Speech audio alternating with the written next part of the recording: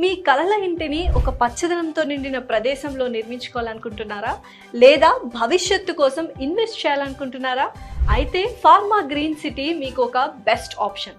హైదరాబాద్కు సమీపంలోని నంది వనపర్తి యాచారం ప్రాంతంలో 17 ఎకరాల విస్తీర్ణంలో 188 ప్లాట్లు 100% వాస్తుతో రెడీగా ఉంది.